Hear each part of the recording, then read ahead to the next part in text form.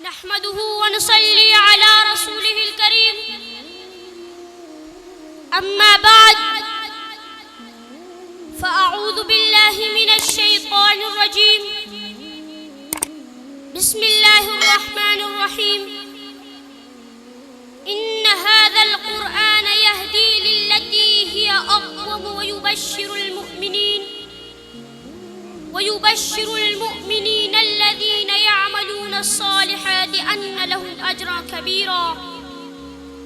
قال صاحب القرآن إن الله يرفع بهذا الكتاب أقواما. صدق اللہ العظیم. بدلے گا زمانہ لاکھ مگر قرآن نہ بدلا جائے گا. بدلے گا زمانہ لاکھ مگر قرآن نہ بدلا جائے گا. یہ قول محمد قول خدا فرمان نہ بدلا جائے گا. میرے واجب الاحترام عزیز طلبہ، میں آج کی اس بزم نعمانی میں عظمت قرآن کریم کے عنوان سے ہم کلامی کا شرف حاصل کر رہا ہوں. ویسے تو دیگر تمام آسمانی کتابیں کلام الہی سے مزین ہے جن کے بغیر کسی مسلمان کا ایمان کامل نہیں ہو سکتا، مگر ان تمام کتابوں میں سید الانبیاء صلی اللہ علیہ وسلم پر نازل ہونے والی بے عیب کتاب قرآن کریم ایک منفرد اور ایک عظیم و معظم کلام کی حیثیت رکھتی ہے. ہر دور میں انسانیت رشد و ہدایات کی پیاس سے بیتاب نظر آتی ہے، مگر دیگر تمام کتابیں اپنے اپنے ادواروں اور اعصار میں انسانیت کو رشد و ہدایات کی آب حیات فراہم کرتی ہے جو پوری انسانیت کے لیے کافی نہ ہو سکا. جب رب کائنات نے خاتم النبیین پر نبوت کا اختتام فرما دیا تو اب ضرورت ایسی شریعت کی تھی جو قیامت تک نسل انسانی پیاس بجھا سکے. ضرورت ایسی کتاب کی تھی جو ہر دور و عصر میں انسانیت کا راستہ دکھا کر فلاح انسانیت کا سبب بن سکے. رب کائنات نے فرما دیا ان هذا القرآن يهدي للتي هي اقوم. دنیا کی کوئی کتاب وہ راستہ نہیں دکھا سکتی، دنیا کا کوئی صحیفہ وہ راستہ نہیں دکھا سکتا، دنیا کے کوئی قانون وہ راستہ نہیں دکھا سکتے. یہدی للتی ہی اقوم، سب سے زیادہ سیدھا راستہ قرآن کا راستہ ہے.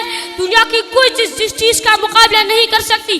میرے بھائیو، وجود انسانی دو مجموعے کا نام ہے، ایک انسان کا بدن اور دوسرا انسان کی روح. دونوں مجموعے کا نام انسان کہلاتا ہے. انسان کا بدن مٹی سے بنایا گیا ہے، وَبَدَأَ خَلْقَ الْإِنسَانِ مِنْ طِينٍ، اور انسان کی روح کا تعلق آسمان کے ساتھ معلق ہے. قُلِ الرُّوحُ مِنْ أَمْرِ رَبِّي. امام زمخشری اپنے شعراء آفاق تفسیر کشاف میں فرماتے ہیں کہ انسان کے بدن کو بھی غذا کی ضرورت ہے اور انسان کی روح کو بھی غذا کی ضرورت ہے. بدن کی غذا فَأَنبَتْنَا فِيهَا حَبًّا وَعِنَبًا وَقَضْبًا وَزَيْتُونًا وَنَخْلًا. زمین سے غلہ اناج اگا کر انسان کے بدن کو غذا دی جاتی ہے. بدن کا تعلق مٹی سے تو غذا بھی مٹی سے نکلنے والی چیزیں ہیں. انسان کی روح آسمان سے تو غذا بھی وہ چاہیے جو آسمان سے ہو.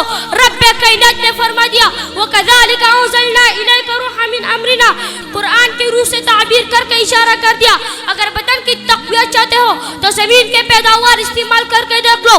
اگر روح کی تقویت چاہتے ہو تو قرآن کا دامن تھامنا پڑے گا. وَنُنَزِّلُ مِنَ الْقُرْآنِ مَا هُوَ شِفَاءٌ وَرَحْمَةٌ لِّلْمُؤْمِنِينَ. قرآن شفا ہے. میں نے قرآن سے سوال کیا تو کس مرض کا شفا ہے؟ قرآن کہتا ہے شفاء لما فی صدور. میں صرف درد سر کا علاج نہیں، میں صرف درد اعضاء کا علاج نہیں، بلکہ جو قلبی مریض میرا دامن تانتا چلا جائے گا اسے شفا ملتی چلی جائے گی.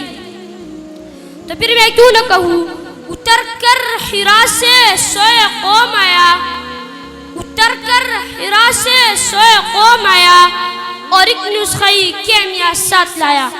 میرے بھائیو، آج تمام اطراف عالم میں ایک افراد تفریح کا سما ہے. پورے عالم کے اندر مسلمان ظلم و تشدد کا شکار ہے. دنیا کا کوئی ملک ایسا نہیں، دنیا کا کوئی صوبہ ایسا نہیں، دنیا کا کوئی شہر ایسا نہیں جہاں رب کا قرآن موجود نہ ہو. مگر بات کیا ہے، وہ تمام انوارات و برکات سے کیسے مفقود ہو گئے. سرکار دو جہاں صلی اللہ علیہ وسلم نے فرمایا ان اللہ یرفع بہذا الکتاب اقواما. یہ وہ قرآن ہے جس کی وجہ سے رب کائنات نے اس دنیا پر کئی قوموں کو بلند کر دیتے ہیں. وَيَضَعُ بِهِ آخَرِينَ. یہ وہ قرآن ہے جس کی وجہ سے آج کئی قوموں کے لیے پستی و ذلت ان کا مقدر بن جایا کرتی ہے. جب تک پوری دنیا میں مسلمانوں کی عملی زندگی کے اندر رب کا قرآن نافذ تھا، یرفع بہذا کتاب کا منظر سامنے نظر آتا ہے، پوری دنیا پر حکمرانی اور سلطنت ان کے خاک پائے نظر آتی ہے۔